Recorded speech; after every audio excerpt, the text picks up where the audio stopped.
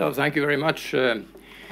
I've been working as a kind of trade and industrial economist over the years, so I must say that my activity on macroeconomics has been more like the occasional shocks that you showed in our graph. So, and I'm sure I have not worked on the banking union as such, and I'm sure in the audience you will have a lot of competent people who know about banking and can ask relevant questions, so I'll try to be brief on some of these issues and the technical issues in particular. So what I will try to do, I have actually committed to write a little paper about the European crisis, and as a kind of trade and industrial economist, of course I rush to ask questions kind of related to my own field. So the question I started to raise was that, is this just a banking and sovereign debt crisis or a kind of financial phenomenon? Or is it also a growth crisis or something to do about industrial structures and stuff? So we live in this era when the West or North America, Western Europe have sharply falling shares of world manufacturing output and trade, for example.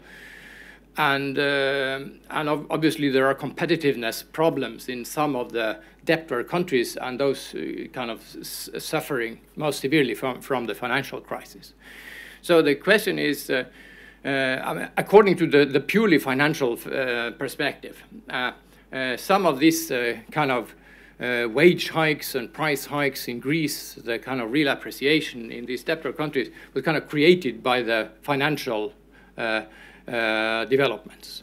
So there was credit flows from Germany to the GIPS, and which allowed them to raise their wages unduly and spend more than they should, in a sense, and that kind of created or amplified a competitiveness problem. So that's so this could be seen as a purely financial phenomenon. But there are some papers saying that, okay, there is also a kind of structural crisis. So I try to ask this: is there a link? Is there a kind of underlying industrial problem? How is it linked to the financial crisis? And one paper said it: if your house is in order, you can survive being reckless. You can have fiscal irresponsible fiscal policies, but if your economy is sounder, you will not be punished for it. So that's one kind of mechanism. If the foundations are weaker, you are more easily hit. I looked at papers trying to say what were the pre-crisis determinants of the depth of the crisis. And I found that there were kind of three phenomena that were kind of supported in many papers. It was a debt buildup. It was the current account weakening or deficits, or countries with a current account surplus doing better.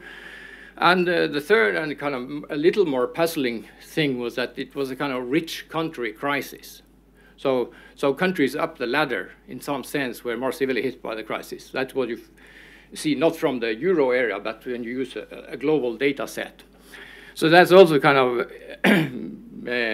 creates this kind of question: is this linked in some way to some kind of industrial features of these countries? Yes. So to make the story short, I would say that my kind of conclusion so far from reviewing the literature is that, yes, there is a kind of growth aspect too. So there is a growth or structural crisis. But of course, the financial aspects are crucial and important for the mechanics and the dynamics of the European crisis. But I think the two explanations are kind of complementary more than competing. So they are not mutually exclusive. But I think, so if you look at the data, you will find, for example, that the weakening of the competitive performance of, let's say, Greece and these GIPS countries, it occurred also in the 1990s. Then the defenders of the purely financial view, they would say, oh, but then, of course, it cannot be the competitiveness problems that created the crisis. But you could, of course, turn the argument and say that rising wages could not be the reason when that occurred so much before. So the more plausible interpretation is that they are interlinked in some way. It's more puzzling, this fact about the rich country crisis, that countries up the ladder are more hit, and there is some research saying that, for example, there is a differential response to international competition. So, for example, growth in China is kind of contracting GDP in the Southeast Europe, whereas the Baltics or the Central Eastern Europe do better. Rich countries generally grow from Chinese growth, so there is a kind of positive. There are some papers saying that countries with a high share of manufacturing in GDP are kind of worse off.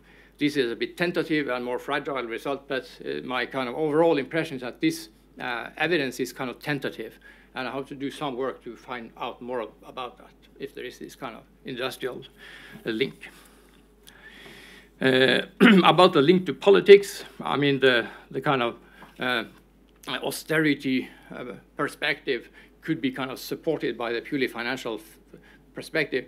However, this growth crisis perspective does not immediately turn into Keynesianism, because it's long term and it's not cyclical. So you cannot solve it by kind of deficit budgeting. Finally, of course, we revert to these eternal issues about the optimum currency area, and you drop the exchange rate instrument. What do you do instead? So you can adjust locally, which is very difficult with the political complications in Italy or Greece or elsewhere. And it was very interesting, your comparison of the banking union and the fiscal union, that actually the transfers in the banking union in the USA was much larger than the fiscal transfer. So that's new to me, a very interesting thing. My question to you on that is, what do the politicians say when you tell them about this? Because, of course, fiscal federalism is one of the really controversial things. It's very tough to agree on the VAT harmonization, and any fiscal issue is kind of the shrine of the national economic policy.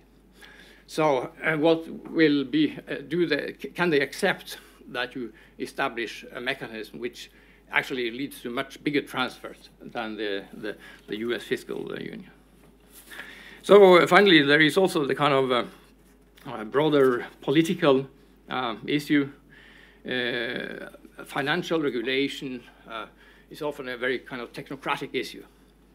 So, but to get on with the issues here, you need some strong political leadership, probably in Europe too.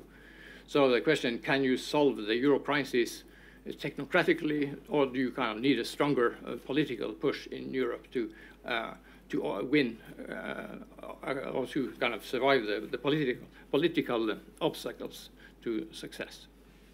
Thank you very much. Okay.